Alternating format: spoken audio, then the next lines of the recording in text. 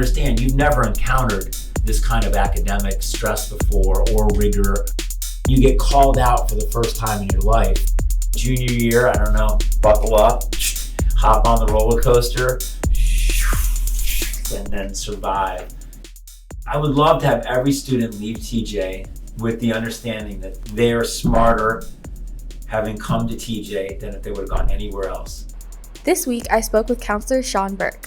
Throughout his over 25-year career as a counselor, he has accumulated invaluable pieces of advice. From how to build a 4-year plan to cultivating strong relationships with teachers, this episode walks you through everything you need to know to survive 4 years at Jefferson.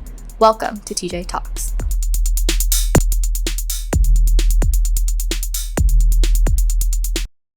Hello, I'm Sean Burke, school counselor at TJ. It's my 21st year at TJ, my 25th year in the county. When did you first realize you wanted to be a counselor? I don't know if I ever did. So my father, in the mid-90s, when I was about 24, 25, kept harassing me. He's like, you should take this class, Self and Society. It's like, Dad, why would I do that? He's like, you'd be a good school counselor. It's like the beginning of a program, yada, yada, yada. So I'm like, yeah, whatever. So my dad's like, all right, if you do a class, I'll pay a third of it once you finish it. I was like, okay. And my dad's like, see if you signed up? I was like, no. He's like, I'll pay for a half once you finish it. I was like, okay. Didn't sign up yet. Finally, my dad's like, I'll pay for the whole course, just take it. So I was like, all right. So I took this class, and it's a very interesting class. So eventually, they only take 15 people, and there's a professor and a teacher's assistant. So it's almost like having two professors. And what happens is everything is group related. Mm-hmm. So half the class sits in a circle, and you just unload in a way you've never unloaded before. You just share everything. And there's people behind one-way mirrors. So half the class is watching, and then half the class is interacting. And then you do that for 20 minutes, and then you all come together and you talk about well, Grace, why did you say this when so-and-so said that? It looks like you missed the, whatever it is. And you get called out for the first time in your life for your rubbish and your weaknesses and your stuff that's not quite right. So it's an incredibly emotionally difficult class. And what they're trying to do is, I know this is more than you wanted, but what they're trying to do is weed out those that aren't in touch with their feelings, can't express themselves, and don't express appropriate empathy and sympathy, because you don't want that person being a school counselor. Mm-hmm. So I finally did this class, and it was terrifying. It was so difficult. But when I got done with it, I was like, I think I could do this. So I just, for the next 3 years, went to school at night and took as many classes as I could, went as fast as I could, did my internship, and then I was almost 30 years old, and I interviewed up and down the Northeast and all the way down to Atlanta, actually, and got a job in Fairfax County. What do you think about it? What do you think about the class made you want to be a counselor? What about it resonated with you? I think I realized that, one, I had a lot to deal with in my own life in terms of my emotional experience and what I went through as a child. And at the same time, I don't think I realized that I was actually good at listening to people, and that I had not a gift, but I could understand people's emotions quickly. I kind of would get where they're going with it. So I felt like I was starting to be a good fit for who I was. Because prior to that, I went to school. I studied really hard. I got B's. It's so sad. It's when TJ kids come in, they're crying about their GPAs. I'm almost I think to myself, what if I told TJ kids I had a 3.0 in high school? They'd be like, oh my God, why am I talking to this person? So for me, it was one of those things where I'm kind of good. I could be good at this. And that was somewhat inspiring. And at the time, I was working in group homes with mentally retarded autistic adults, and I was making $7 an hour, $8 an hour. So between two jobs, I made $20,000. That's barely livable. So another part of me was just I might not love this school counseling thing, but there's a retirement package. There's pay increases. I wasn't in group homes. You're subject to the state budget. And most normal people don't love taxes, so therefore you don't get paid well. So part of it was also functional. I needed a better paying job. Mm-hmm. Okay, so you take this class and you finish all your requirements, and then you get a job at Fairfax County. Yeah. Was that directly to TJ, or did you go somewhere else? No, I started at Woodson. So okay. I had an offer in Loudoun between two different high schools, but I was split between two schools. First year in the job, I was that's probably not a good idea. So I went to Woodson. I did 4 years at Woodson, and then a counselor retired at TJ. and they needed a male counselor. And I interviewed, and then I said no, because I had just done 4 years at Woodson. Like, I finally figured Woodson out. Mm-hmm. People know who I am. I thought I was like, I think I'm okay at this. I was I thought developing a good reputation, not great, because I was young.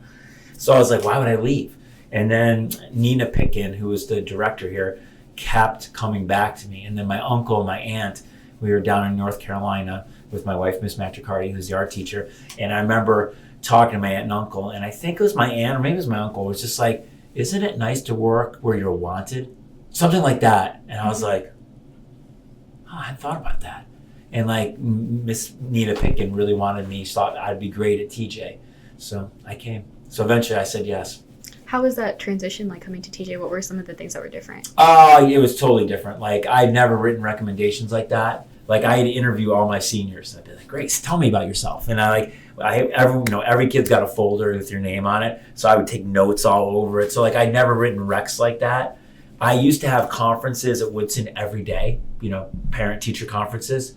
At TJ, I'm like, do we do parent-teacher conferences? Everyone has got straight A's. So like, I didn't have to do conferences anymore. So sometimes I do conferences now, I get nervous because I'm so rusty. In the old days, I did them like 3 or 4 times a week minimum. So like, no conferences was weird. The lack of bells, kids everywhere. People left for lunch all the time back then. No one cared. Mm-hmm. I once had an English teacher, Kathy Colglazer. She used to be like, in charge of English. She came down one time and she's like, hey, can you tell Connor to come to class? I was like, sure. She goes, hey, I haven't seen him in 2 weeks. So I find my soccer player, Connor. I'm like, hey, Rusomano, can you go to class, please? Colglazer's looking for you. He's like, yeah, my bad. It's been a while. So he just goes back to class. No call home, no referral. It was just it was a very open school. So it was amazing to me. I'm like, oh, this is fascinating. You just go find a kid and say, hey, could you go back to class? And the TJ kid's like, yes, I will. I'm like, oh. Meanwhile, at Woodson, you'd be like, hey, do this. They'd be like, screw you. It was just like a totally different vibe. So I was blown away by the students. I was worried the parents weren't going to take me seriously because who am I, some guy who worked in group homes coming from Woodson. But TJ parents were great, so it was a very smooth transition. What have you noticed about the more like emotional side of counseling, of like working with students like for like confidence things, or like the more emotional sides of it rather than just be like, oh, go to class? Yeah, that's what I love to do. Like, I love to chat with kids about what's going on in their emotional worlds. And like right now, I would say like, there's not a more difficult time to be a teenager than now. It seems like every year gets a little more complicated. I mean, you guys now are taking on gender, you're taking on sexuality, now you're getting involved in politics, the world's kind of on fire. So there's a lot going on emotionally. And that's one thing, to circle back to your first question. My program was very much like, we're going to train you as a therapist. Like, we did a lot of recording of our sessions. So I love having kids in my office and having them like sort of express what's going on and whatnot and doing that kind of work. Because I think if you can't start talking about what's bothering you emotionally, how are you going to learn? Mm-hmm. It's impossible.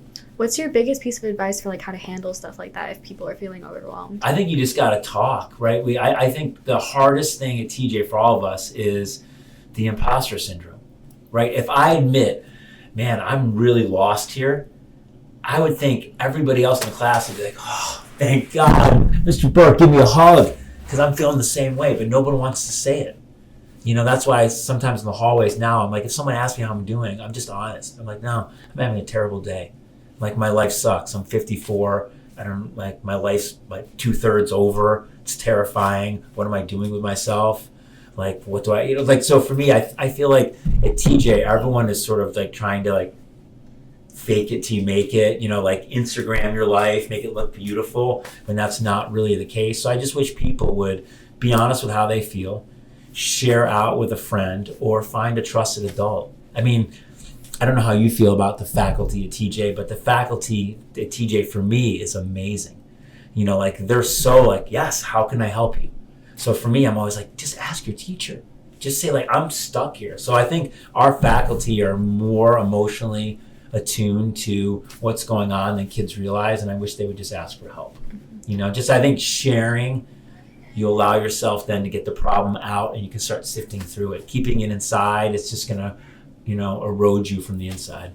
How do you think what should a student look for in a trusted adult, or if they're trying to find someone they can talk to about stuff like that? Yeah, that's a great question. I guess it's probably different for everybody.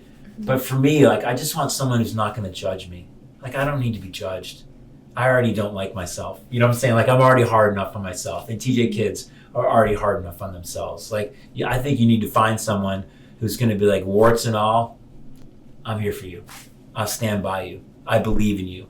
Yeah, you've fallen down, but that's okay. I've fallen down too. I think the narrative that adults have it all put together is just rubbish. We don't. We're never going to.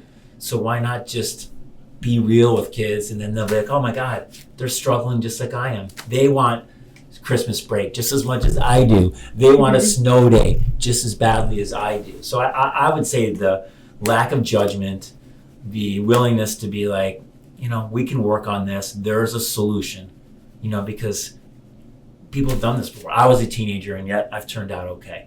We can get through this if we get help and we just be honest. That makes sense. Okay.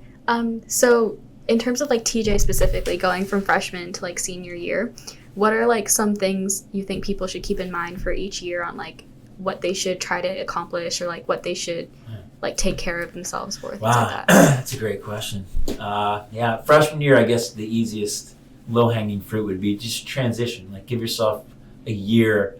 I would say, except that kindergarten to 8th grade, their mission was not you. It's not let's get Grace ready for TJ. That's the goal. That kid right there. Because every school is sending us, 2 or 3 kids? Mm-hmm. So the schools don't care about TJ. So you understand, you're coming to TJ because TJ believes in you, that you will excel in our program and you will love our program. That's awesome. So have the confidence that you were selected for a reason. But understand, you've never encountered this kind of academic stress before, or rigor, or depth, whatever you wish to call it. So give yourself a year to get your kicked around a little bit, and not beat yourself up, and understand it's a learning process. No one gets into marathon shape right away. Mm-hmm. So give yourself a year to get in shape, learn TJ, find your friend group, find a hobby or club, not several, just 1 or 2, and then build your community slowly. So 9th grade, I would say that adjust, get to know the lay of the land, find older students that you trust to download that information, because you don't want to make mistakes that everyone makes. I would find older students and be what should I do for course selection sophomore year? Talk to me. Do I need to do this, that? So downloading near peer mentoring, I think, is really important, especially for 9th graders. Then in 10th grade, right, you're the lost ones. No one cares about you, right? Because freshman year, it's oh yeah, we got to get you through this. Seniors, we're come on, we got to get you out of here. Juniors, come on, hang on, you can do this. You can survive physics, So but sophomore year, it's just yeah. Good luck with driver's ed. You're going to be fine. Don't worry about it. So I would say sophomore year is sort of where I think you're kind of on your own for the first time. So self-advocacy. I would say develop the relationship with the school counselor, which will be helpful junior year and senior year of the college stuff. So I would say start building that whole who you know is more important than what you know sophomore year kind of thing. Build your mentors, find older people that you can rely on to build that stuff. And then obviously take your community work and your school work, and how far can you push it? Can you make the world a better place? Can you start building in the foundation for junior year? Now you're running a club and things are really making, movement, progress, whatever you're trying to accomplish is happening. So I'd say sophomore year, sort of preparing for that. And then junior year, I don't know, buckle up, hop on the roller coaster, and then survive. And obviously, junior year, start strong, hang on for dear life, and then get help whenever you need it. I mean, that's to me is junior year should be I'm going to hang with my counselor every now and then because I have to, chat it out. Because as you know, relationships in junior year all of a sudden start to get real too. And that gets complicated because dating is not easy, especially when no one knows what they're doing. So I'd say junior year, continue that club growth, solidify that. Teacher relationships, massive, right? Because you need them for recommendations. So start to really put energy into teachers, into your counselor, Miss Gilchrist across the way, any other adult in your life. Continue to build that. And then senior year, just right in the summer, because you're not going to want to do that during the school year, right? Homecoming, right? You want to be part of every second of it. even when you hate TJ, you still want to enjoy homecoming. So for seniors, get your work done early and then try to smell the roses. Slow down. Going back to, you said like building relationships with teachers. How would you say like how's a good way to build relationships with teachers? I don't know. What would you say?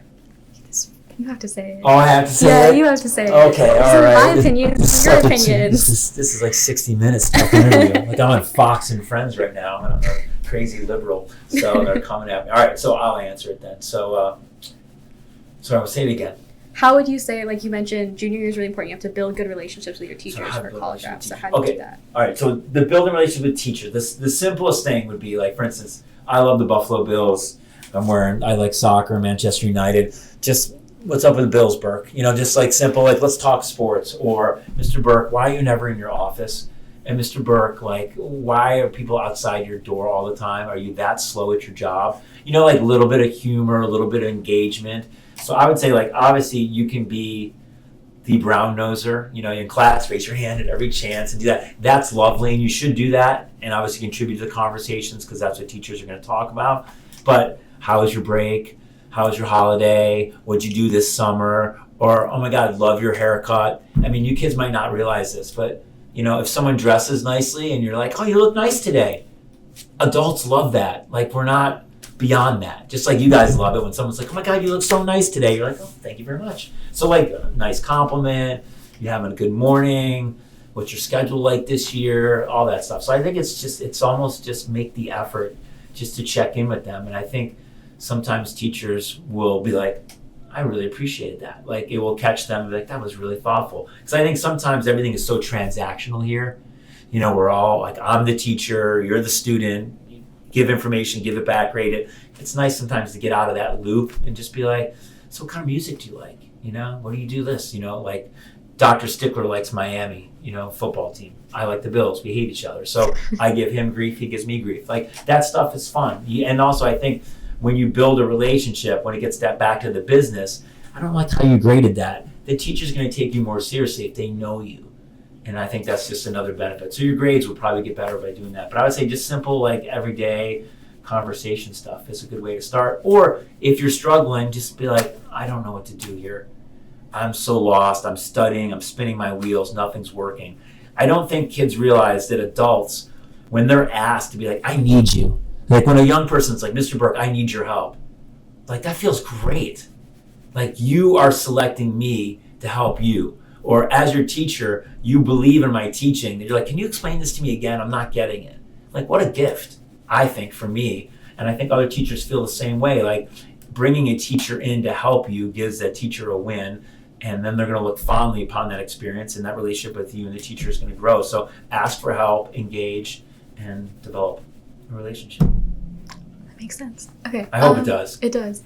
What would you recommend people do like during the summers? I know you mentioned senior year summer, right, for college apps, but what about like the other years? Yeah, do something that you like. I mean, honestly, I would be an advocate of lifeguard, eat ice cream, go on dates, play ultimate frisbee, go to the beach, boogie board, body surf, collect shells, but like this is TJ. So the answer for TJ would be like the summer after freshman year, you probably could do a summer course if you have to.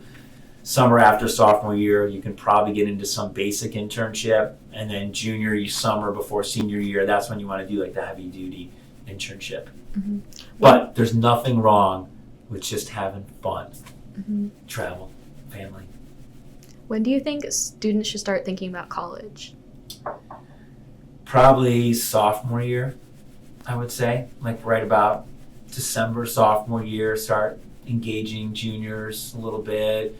Seniors, hey, where'd you apply? Why those schools? When did you start visiting? Who'd you go with when you visited? Did you take notes? Are visits boring? What's the tour like? Did you eat the food? Like how'd you get your list going? Like that kind of stuff. So I think sophomore year around now, you can start to think about it a little bit. I don't want to go too earlier than that. It just seems too stressful.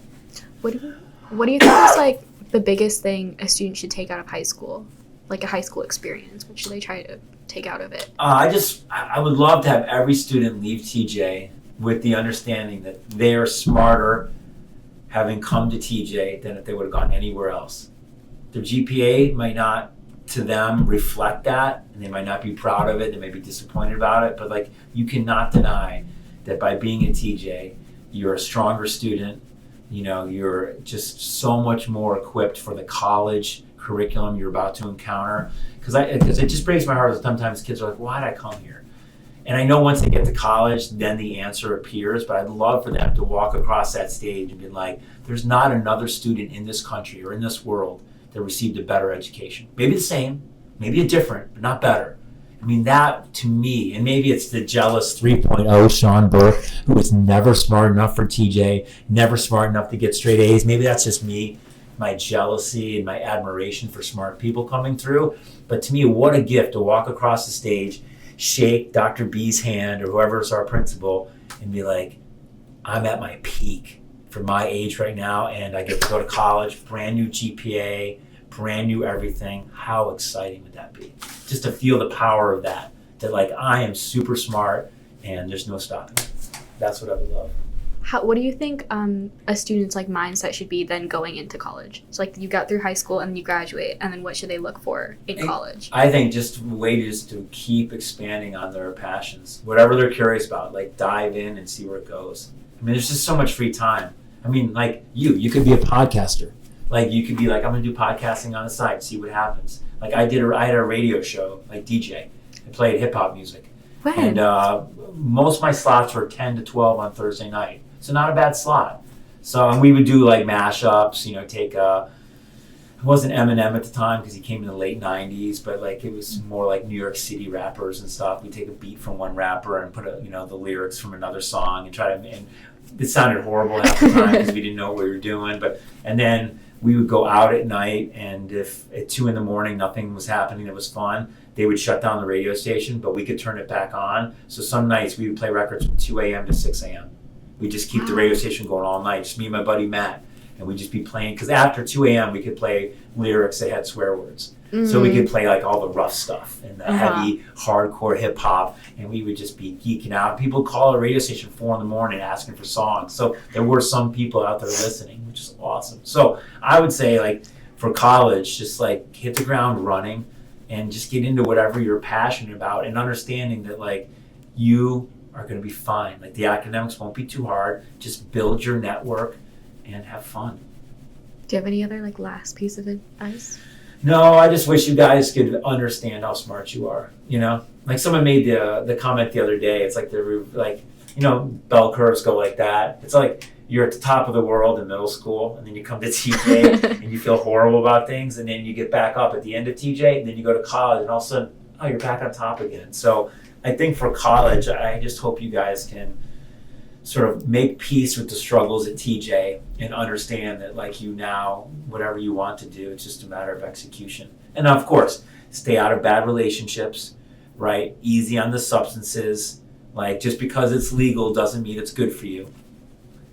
All you vapors out there, it's not safer than smoking. So understand the risks and make smart decisions. Whole foods, less processed foods. Now I sound like an old man, Call your mother, call your father on the weekends, all that stuff, yeah. But yeah, so I mean, I don't know. I think the world of TJ kids, you guys are incredibly gifted and talented, and you've worked harder than anybody. It's like the perfect mix. Super talented, super hardworking, and after like 20 years here, like when I meet TJ alums, I'm constantly like, oh, you're doing that? Oh my God. It's like every alumni is doing well. So I believe that you guys will do the same. Awesome. All right. Thank you so much. I appreciate it. All right. Thank you. And that wraps up our episode with Mr. Burke. Tune in next week to hear from a student who was invited to New York Fashion Week and her advice for cold emailing and building a network. Thanks for listening. From tjTALKS, this is Grace Sharma. See you next time.